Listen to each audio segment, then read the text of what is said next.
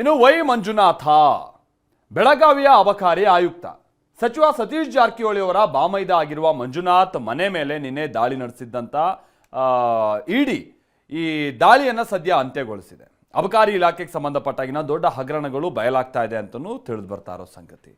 ಬರೋಬ್ಬರಿ 13 ಕೋಟಿ ರೂಪಾಯಿ ಮೌಲ್ಯದ ಆಸ್ತಿಯನ್ನ ಸೀಸ್ ಮಾಡಿರುವ ಇಡಿ ಜಾರಕಿಹೊಳಿ ಬಾಮೈದನ ಲಂಚದ ಡೈರಿಯನ್ನ ರಿಲೀಸ್ ಮಾಡಿದೆ.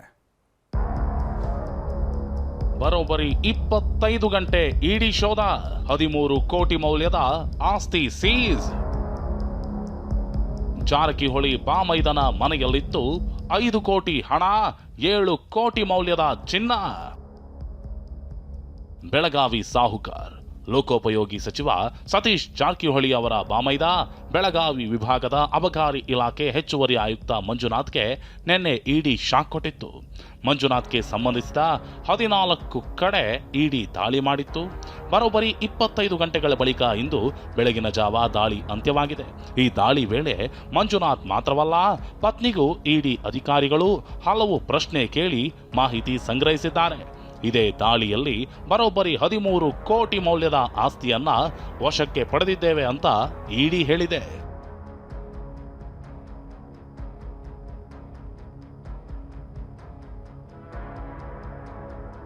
ಇಪ್ಪತ್ತೈದು ಗಂಟೆಗಳ ದಾಳಿಯಲ್ಲಿ ಬರೋಬ್ಬರಿ 13.3 ಕೋಟಿ ಮೌಲ್ಯದ ಆಸ್ತಿಯನ್ನ ವಶಪಡಿಸಿಕೊಂಡಿರುವುದಾಗಿ ಇಡಿ ಹೇಳಿದೆ.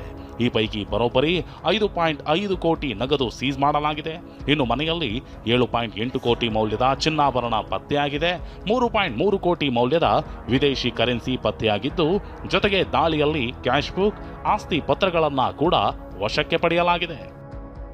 ಇನ್ನು ಇಡಿ ದಾಳಿಯಲ್ಲಿ ಜಾರಕಿಹೊಳಿ ಬಾಮೈದನ ಲಂಚಾವತಾರವು ಅನಾವರಣ ಆಗಿದೆ.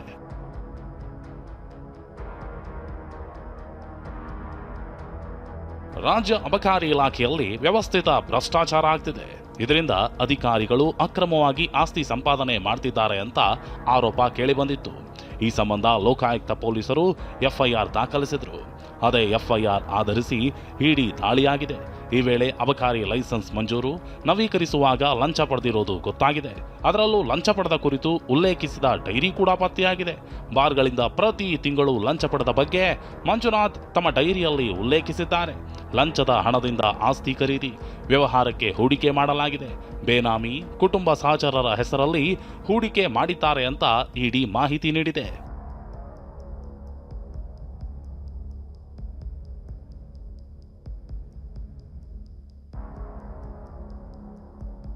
ಲೆಕ್ಕ ಪರಿಶೋಧಕರ ಜೊತೆ 3 ಗಂಟೆ ಚರ್ಚೆ. ನಿನ್ನೆ ರಾತ್ರಿವರೆಗೂ ಇಡಿ ವಶದಲ್ಲಿದ್ದ ಮಂಜುನಾಥ್ ಇಡಿ ಬಿಟ್ಟು ಕಳಿಸಿದಂತೆ ಇಂದು ಬೆಳಗಾವಿ ನಿವಾಸದಲ್ಲಿ ಪ್ರತ್ಯಕ್ಷ ಆಗಿದ್ರು. ಸರ್ಕಾರಿ ವಾಹನದಲ್ಲೇ ಮನೆಗೆ ಬಂದ ಮಂಜುನಾಥ್ ಲೆಕ್ಕ ಪರಿಶೋಧಕ ಪ್ರವೀಣ್ ಗಾಳಿಯನ್ನ ಮನೆಗೆ ಕರೆಸಿಕೊಂಡು 3 ಗಂಟೆ ಚರ್ಚೆ ನಡೆಸಿದ್ದಾರೆ. ಆಸ್ತಿ ಗಳಿಕೆ ಮೂಲದ ಬಗ್ಗೆ ದಾಖಲೆ ಸಲ್ಲಿಸಲು ಸಿದ್ಧತೆ ಆರಂಭಿಸಿದ್ದಾರೆ.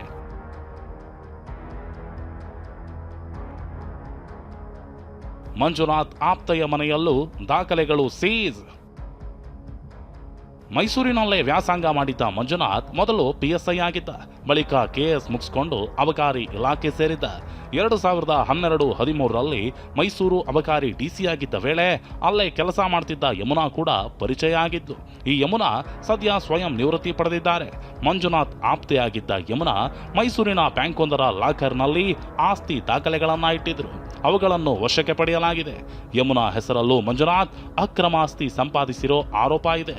ವಿದೇಶದಲ್ಲಿ ಆಸ್ತಿ, ಅಕ್ರಮ ಹಣ ವರ್ಗಾವಣೆ, ಹವಾಲಾ ದಂಧೆ ಸೇರಿದಂತೆ ಹಲವು ಆರೋಪಗಳಿರುವ ಹಿನ್ನೆಲೆಯಲ್ಲಿ ಈ ದಾಳಿಯಾಗಿದ್ದು, ಇದಕ್ಕೆಲ್ಲ ಜಾರಕಿಹೊಳಿ ಬಾಮೈದ ಹೇಗೆ ಉತ್ತರ ಕೊಡ್ತಾರೆ ಅನ್ನೋದೇ ಸದ್ಯದ ಕುತೂಹಲ.